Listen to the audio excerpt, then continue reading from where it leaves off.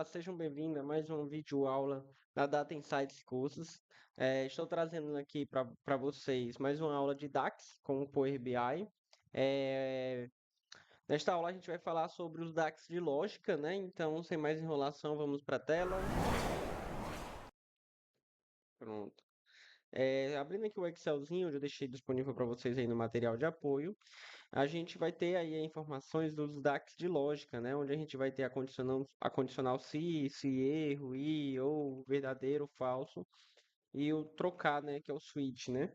E aí eu trouxe alguns exemplos para vocês práticos aqui, e sem mais enrolação, vamos lá para o Power BI para a gente praticar isso, tá? Eu trouxe aqui as condicionais já criadas para vocês avaliarem, né? Como é que faz, mas a gente vai estar tentando construir aqui do zero. Eu vou começar aqui pelo if e pelo switch, são as mais utilizadas aí no dia a dia, né? Então, considerando aqui a switch, né?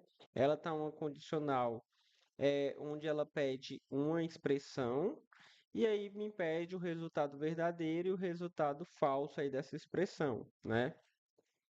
E aí eu vou fazer aqui, repetir ela no do zero, né? Eu vou botar aqui, ó, if prática, né? E aí eu vou chamar aqui a condicional if, né? E aí ela vai me pedir, ó, o teste lógico, e aí vai ter o resultado verdadeiro e o resultado falso. Então, qual é o teste lógico? Eu estava fazendo aqui, se o salário médio for menor que 160.000, então ele ia me retornar uma condicional. Nesse caso aqui da anterior, eu retornei a condicional true e falsa, que literalmente me retorna a informação verdadeira e falsa para uma condicional. E aí a gente vai ver um pouco mais no detalhe, né? Então eu vou botar aqui true e false. E fechar colchete aí, que seria o colchete do if, né? Fechando aqui, a gente vai ter exatamente o mesmo resultado aí da minha primeira validação, né? Acho que eu fiz ao contrário, eu botei maior, né? Aqui na minha eu deve ter botado menor. Pronto. O que fica aí? Opa, peguei, troquei, novamente foi para errado. Aqui maior. E na if prática eu tinha colocado menor. É bom que fique aí para vocês entenderem como é que funciona. Se a condicional for verdadeira, ela vai me retornar o resultado verdadeiro. Se a condicional for falsa, ela vai me retornar o resultado falso, né? Então, aqui como eu botei menor, ela me deu ao contrário da minha condicional, tá? E isso aqui não de fato não é necessariamente precisa ser o falso, pode ser outra lógica também, né? Eu posso trazer aqui, por exemplo, qualquer coisa, né? Branco e aqui preto, né? Eu posso trazer um string aqui, sem nenhum problema. Eu posso trazer outro cálculo. Então, aqui, se for verdadeiro, eu quero que ele some o salário, né? Salário. E se for falso, eu quero que ele faça a média do salário também. Então, vai ser dois condicionais diferentes, né? Então, se for verdadeiro, ele vai fazer uma soma, se for falso, ele vai fazer uma média. Então, eu posso fazer aqui várias opções aí, várias possibilidades dentro de uma condicional, dependendo da lógica que eu quero aplicar, né? Dentro do if também, a gente vai ter o switch, né? Que a gente pode fazer de forma bem parecida, né? Como é que funciona, né? Eu criei já um exemplo aqui prático, onde eu criei também com salário médio, onde o salário que fosse menor que 1.600 seria normal, menor que 170.000 seria médio, e o que fosse diferente disso seria ruim, né? Então, eu coloquei dessa forma aqui, tá? Então, como é que funciona, né? A gente chama a fórmula, né? Switch. Passo uma expressão para ela. Qual é a expressão que eu passei aqui? A minha fórmula true. Ou seja, tudo que for verdadeiro, ela vai retornar a informação. Se essa lógica aqui for verdadeira, ela vai retornar isso. Se não for, ela vai retornar ruim. É exatamente assim que ela funciona. E aí essa expressão, ela pode ser também uma outra lógica que se eu quiser que tipo, criar uma lógica específica, eu também posso criar, né? E também pode ser simplesmente true ou false, né? Se esse resultado aqui for falso, ela vai me retornar esse resultado, senão vai me retornar esse. É indiferente, né? A gente vai criar então ela aqui do zero para praticar, né? Vamos lá, nova medida. Vou chamar aqui de switch na prática. E aí eu vou chamar ela. Opa, eu acabei chamando a variável que eu quero é a fórmula. Switch. Pronto, chamei. Então ela vai me pedir a expressão, o valor e o resultado e o se não, né? Que é o else aqui. Então, qual é a expressão? Quero tudo que seja verdadeiro, né? Qual é o valor? O valor é a condicional que eu quero que ele valide se vai ser verdadeiro ou não. Então, nesse caso aqui, eu coloquei salário médio menor que 160 mil. É isso? E aí, qual vai ser o resultado se o salário médio for 160 mil na condicional verdadeira? Se isso aqui for verdadeiro, né? Porque eu coloquei a expressão aqui, ela vai me retornar um resultado. Qual vai ser o resultado? Vai ser ruim. Vou fazer um pouco diferente para ficar não ficar a mesma coisa.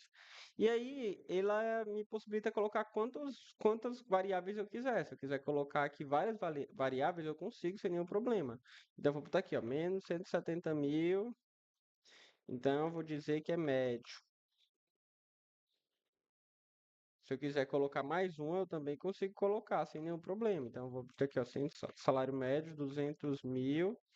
Então, eu vou dizer que é normal. E caso não seja nenhum dos dois, eu vou dizer ok. E aí vou fechar o colchete. Automaticamente ela vai entender para mim e vai aplicar isso aí na prática para mim. Então vai me dar o ok, o médio e o ruim, né? Então eu tenho aí a lógica switch aplicada na prática. Após o switch, eu tenho aí para poder apresentar para vocês o se erro, né? O se erro eu trouxe aqui, né, de uma forma bem simples e detalhada. Ele basicamente ele me retorna a informação que eu desejar caso dê erro. Então eu chamei a variável aqui, se erro, e fiz aqui um erro aqui simulado, né? Quando é uma divisão 1 dividido por 0 sempre dá erro, né? Então, eu retornar aqui o nome erro caso dê erro. E aí a divisão 1 dividido por 0 sempre vai dar erro, então ela me retornou a informação erro. Mas pode ser qualquer coisa que eu quiser colocar aqui. Se eu quiser colocar só o zero, vai ficar só o zero. Se eu quiser colocar a fórmula blank, que é a fórmula vazia do DAX, né, que é a fórmula nula, ela vai ficar, então vai me retornar aqui, ó, em branco. E aí eu posso retornar o que eu achar mais interessante. Erro devido XPTO. Se eu quiser explicar o erro, um possível erro aí que pode acontecer no meu cálculo, eu posso deixar também explicativo, né? E aí fica a critério aí do usuário aí no entendimento. E aí a gente tem a fórmula END e a fórmula OR, né? Existe uma divergência, uma diferença entre elas, né? Mas elas são aplicadas mais ou menos da mesma forma, né?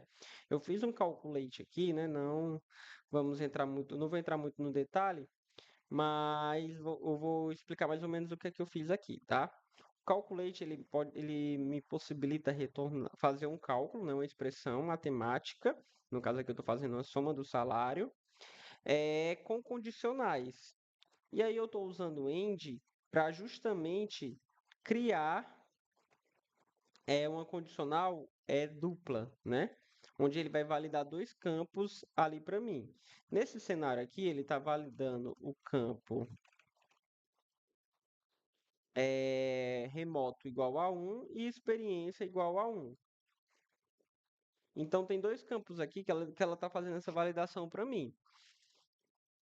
E aí o end ele funciona justamente dessa seguinte forma: a gente abre, bota a condicional, a primeira condicional que eu desejo, separa ali por vírgula e coloca a segunda condicional ali que eu desejo. Assim, o meu projeto consegue estar fazendo a filtragem da soma se o cara for remoto igual a 1 e a experiência dele também for igual a 1.